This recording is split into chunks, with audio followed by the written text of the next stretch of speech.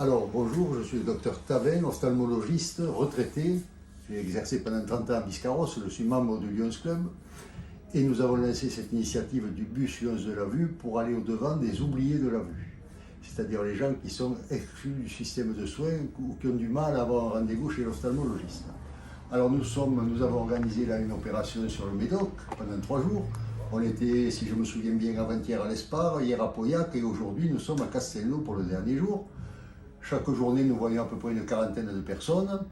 Sur les 40 personnes que nous voyons, il y en a à peu près une dizaine quand même qui nécessitent de consulter, d'aller voir un ophtalmo pour être pris en charge pour un traitement, soit un traitement médical parce qu'il y a un problème de glaucome, de cataracte ou de dégénérescence maculaire liée à l'âge, soit plus simplement parce que sur ces 10, il y en a quelques-uns qui ont besoin de modifier leurs lunettes. Ils ne sont pas malades, mais leur vue a bougé, il faut modifier leurs lunettes.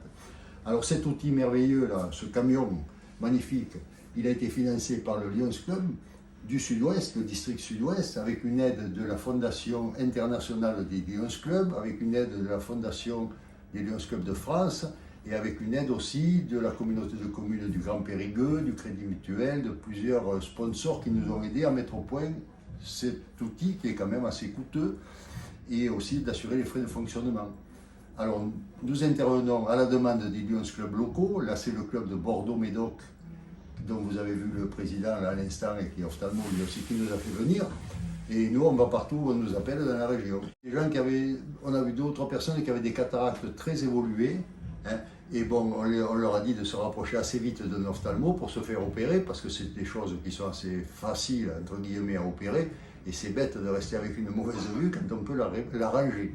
Hein. Après, il y a eu quelques glaucomes aussi qui ont été dépistés. Mais bon, sur les 40 personnes qu'on voit tous les jours, il y en a 2 ou 3 où c'est quand même assez, pas urgent, mais où il faut prendre rendez-vous assez vite. Alors quand les gens n'arrivent pas à avoir de rendez-vous, on prend le téléphone aussi et puis on se rapproche de nos collègues. Quand on insiste un peu entre collègues, on arrive à avoir des rendez-vous un peu plus vite, quand il y a vraiment une nécessité. On m'a parlé d'une petite fille de 10 ans qui n'avait jamais vu d'ophtalmo. C'est vrai, je l'avais oublié. Et qui était myope sans le savoir. Et là, bon, elle va avoir des lunettes, à l'école, ça va aller mieux.